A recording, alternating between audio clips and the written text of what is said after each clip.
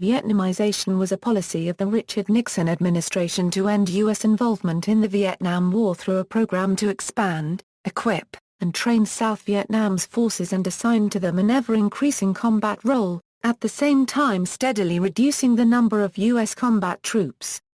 Brought on by the Viet Cong's Tet Offensive, the policy referred to U.S. combat troops specifically in the ground combat role, but did not reject combat by the U.S. Air Force, as well as the support to South Vietnam, consistent with the policies of U.S. foreign military assistance organizations.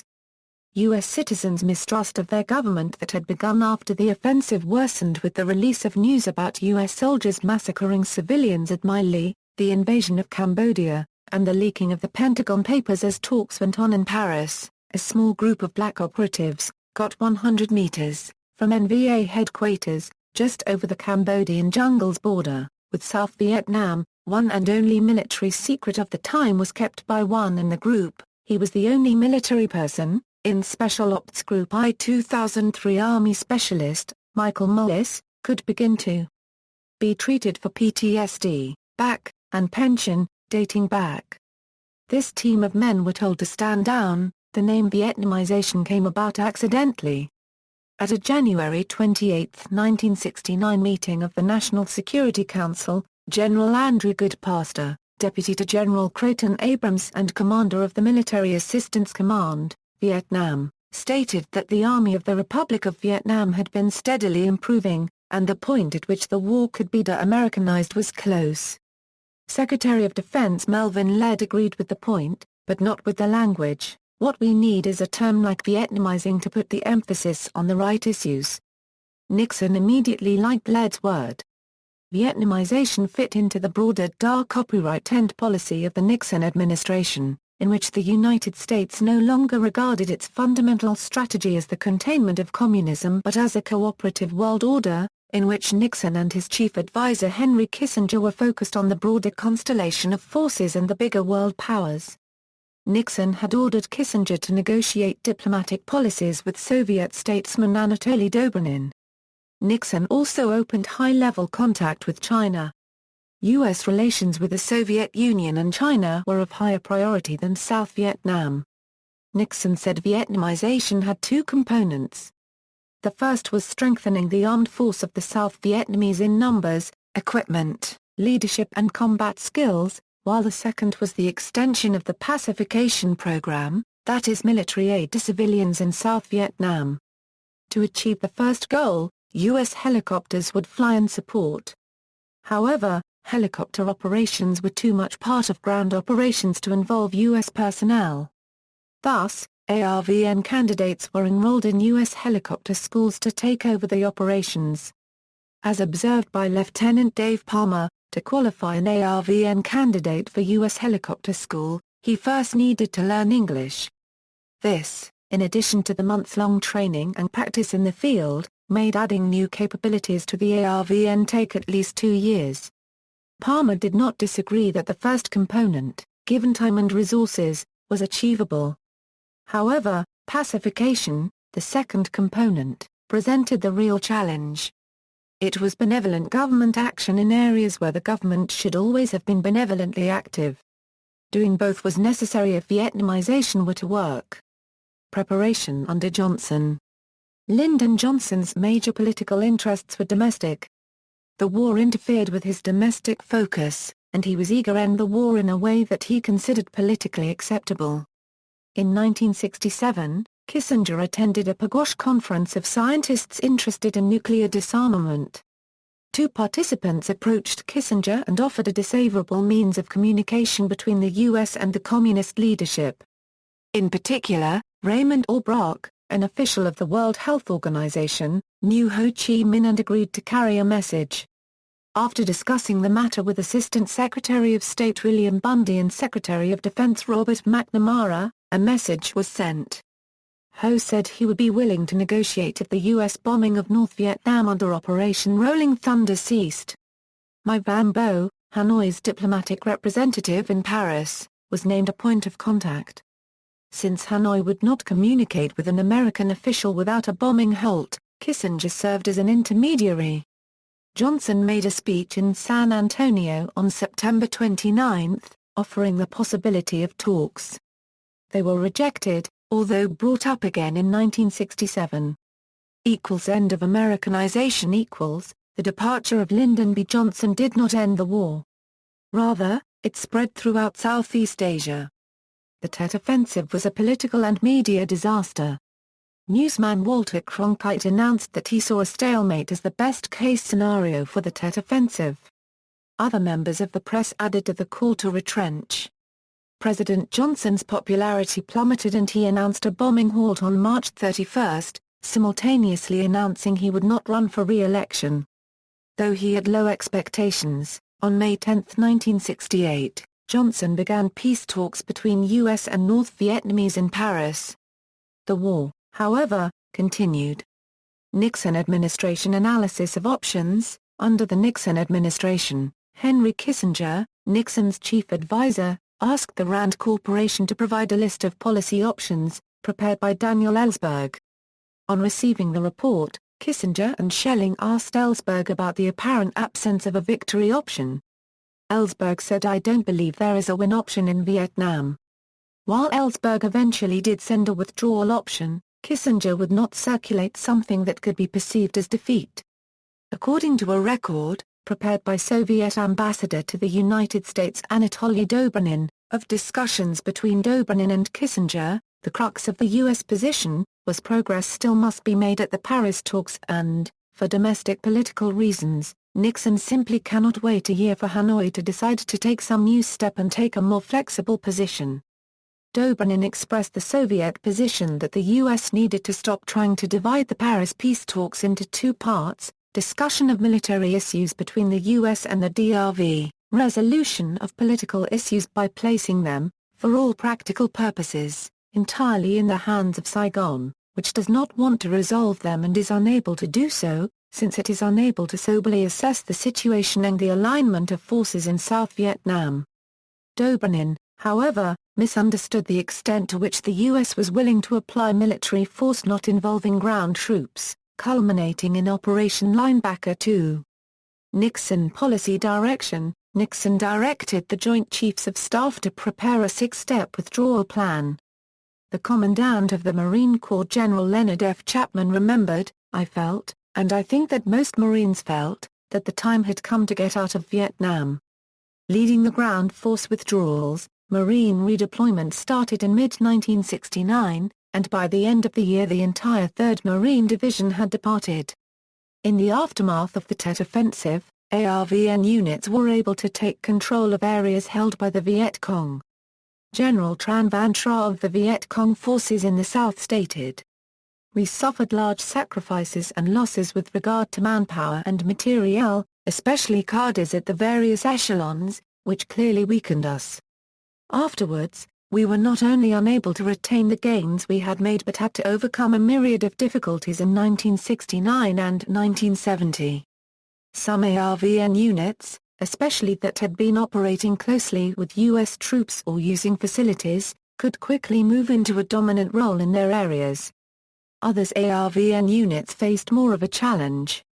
For example, the ARVN 5th Division was directed to move from its existing base camp, Phu Cong, to that of the U.S. 1st Infantry Division in Ly Ka, while the U.S. Division moved southeast to Dao Copyright An. The ARVN unit had to retain its previous operational responsibility, while replacing a division that was far better equipped with helicopters than a standard U.S. division. At Phu Cong, Major General Nguyen Van Hieu, the 5th Division commander, was able to use a local Popular Force battalion for base security. The Popular Force battalions, however, did not move away from the area in which they were formed. Joint operations against Cambodia. In 1969, Nixon ordered B-52 strikes against the People's Army of Vietnam bases and supply routes in Cambodia, which had been used as a sanctuary by South Vietnam forces. The orders for U.S. bombing of Cambodia were classified, and thus kept from the U.S. media and Congress. In a given strike, each B-52 normally dropped 42,000 pounds of bombs, and each strike consisted of 3 or 6 bombers. Cambodian change of government. much of North Vietnamese infiltration went through Cambodia. Nixon authorized unacknowledged bombing in Cambodia while U.S. ground troops were in South Vietnam. General Lon Nol had overthrown Prince Norodom Sihanouk in March 1970, who had presented himself as a neutralist while aware of the PAVN use of his country. In June 1969, the Viet Cong and its allied organizations formed the Provisional Revolutionary Government of the Republic of South Vietnam, recognized by Hanoi as the legal government of South Vietnam. At that time, communist losses dating from the Tet Offensive numbered 75,000, and morale was faltering, even among the party leadership. Joint ground operations . On April 30, 1970, responding to a communist attempt to take Cambodia, Nixon announced a large-scale ARVN incursion into Cambodia to directly hit the PAVN headquarters and supply dumps. The area bordered ARVN 3 Corps Tactical Zone. The campaign began on May 1. The U.S. Task Force Shoemaker, of the 1st Cavalry Divisions, carried out B-52 strikes in the Fishhook area of Cambodia. T.F. Shoemaker operated with the ARVN Airborne Brigade. Separate ARVN operations took place in the Parrots Beak area. 3 Corps Tactical Zone Commander Du Cao Tri, the most visible ARVN leader, encouraged the deepest ARVN penetrations. The incursion prevented the immediate takeover of Cambodia by Pol Pot and his Khmer Rouge, and cost the PAVN the supply line from the port of Sihanoukville. The Khmer Rouge broke with its North Vietnamese sponsors, and aligned with China. This made American involvement visible to the U.S. population, and there were intense protests, including deaths in a confrontation between rock-throwing protesters and National Guardsmen at Kent State University. Intelligence and security. The U.S. intelligence collection systems, a significant amount of which were not shared with the ARVN, and, while not fully declassified, examples have been mentioned earlier in this article. The communist side's intelligence operations, beyond the spies that were discovered, are much less known. While there had been many assumptions that the South Vietnamese government was penetrated by many spies, and there indeed were many, a December 1969 capture of a Viet Cong Communications Intelligence Center and documents revealed that they had been getting a huge amount of information using simple technology and smart people, as well as sloppy U.S. communications security.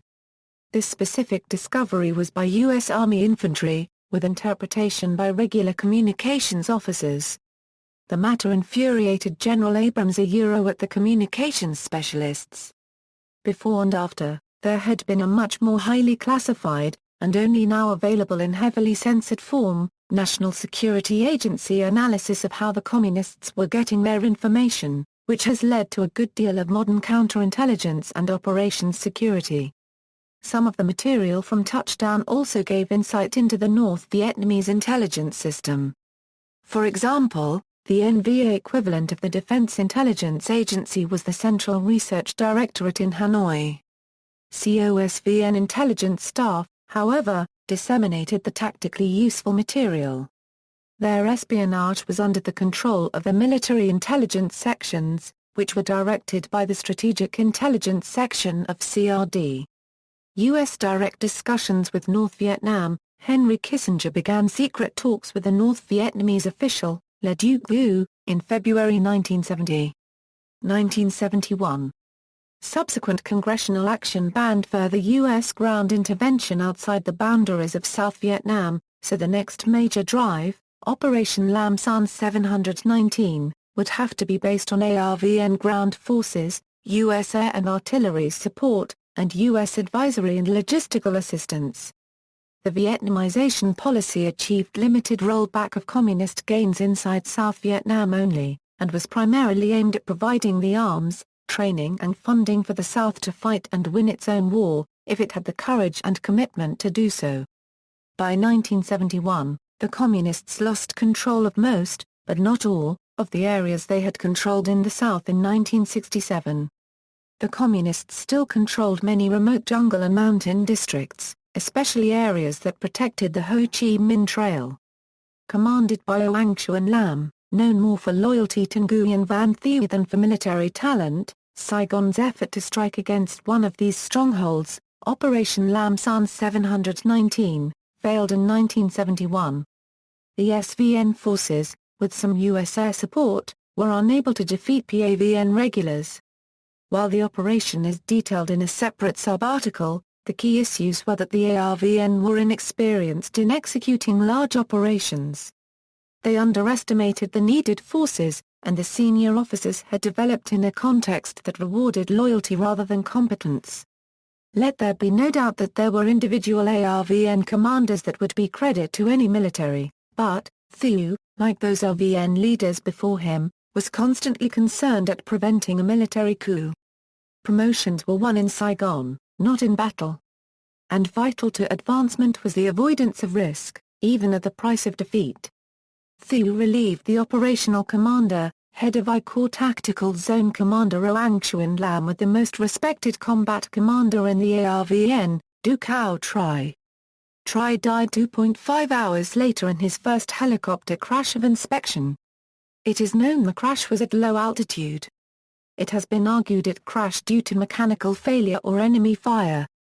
Certainly, mechanical failure was less demoralizing.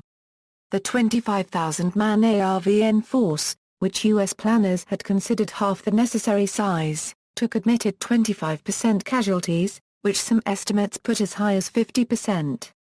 1972. By the beginning of 1972, over 400,000 U.S. personnel had been withdrawn, virtually all combat troops. Politically, this let Nixon negotiate with China and the Soviet Union without the suggestion he was compromising U.S. soldiers in the field. North Vietnam made a major conventional attack on the South, for which the U.S. provided major air support under Operation Linebacker I, which enabled the ARVN to regain substantial control.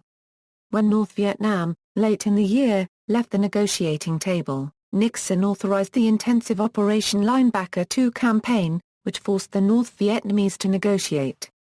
A peace treaty was signed and all U.S. combat forces withdrew. 1973 and ceasefire. The armed forces of the Republic of Vietnam had some excellent ground combat units, but still had very serious problems of command, control, and communications at division level and above. Many units had become over-dependent on American air support, and, while the RVN Air Force had not developed large-scale interdiction capability, they were also of varied quality for close air support. Beyond the issue that the Air Force was always fragmented to the corps commanders, they also did not receive various expected equipment upgrades. The tour reconnaissance was extremely limited. Armored units had developed the greatest confidence in their ability to fight without U.S. air support. Ground commanders also learned that armored units were not for infantry support and static defenses, but needed to be used as mobile reserves.